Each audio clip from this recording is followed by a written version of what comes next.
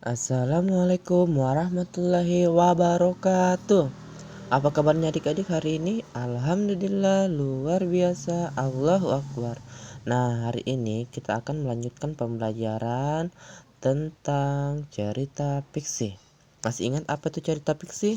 Cerita fiksi adalah rekaan berdasarkan imajinasi pengarang dan bukan kejadian nyata. Nah, adik-adik silakan dibaca bacaan pada gambar Kisah Putri Tangguh.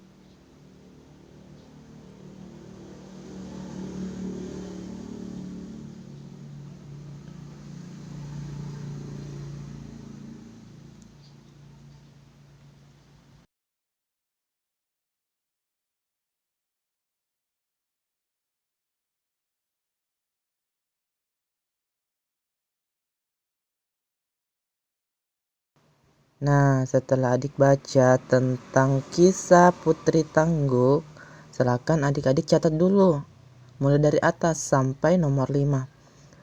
Ayo berlatih. Nah, nomor 1, apa jenis cerita fiksi yang berjudul Kisah Putri Tangguh? Nah, masih ingat apa itu jenis-jenis cerita fiksi?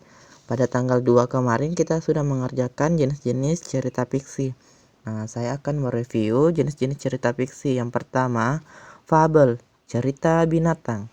Kedua, legenda, asal-usul terjadinya tempat. Kemudian ada mite, cerita yang bersifat sakral. Kemudian ada sage, cerita yang berunsur sejarah. Kemudian jenaka, jenaka cerita tentang kelucuan. Kemudian cerita pendek, yaitu cerpen. Kemudian ada novel, yaitu cerita panjang. Nah, adik-adik silakan tentukan jenis cerita fiksi apa pada kisah Putri Tangguh. Kemudian nomor 2, siapa tokoh dalam cerita yang berjudul Kisah Putri Tangguh? Ingat, jenis pertanyaannya ini meminta siapa tokoh, berarti menuliskan semua pemeran dalam cerita Putri Tangguh, semuanya. Kemudian nomor 3, siapa tokoh utama dan tokoh tambahan dalam cerita tersebut? Masih ingat tokoh utama, tokoh yang mendominasi cerita tersebut. Namanya terus-menerus disebut dalam cerita tersebut. Kemudian tokoh tambahan hanya beberapa kali disebut dalam cerita tersebut. Kemudian nomor 4, siapa tokoh protagonis dalam cerita tersebut?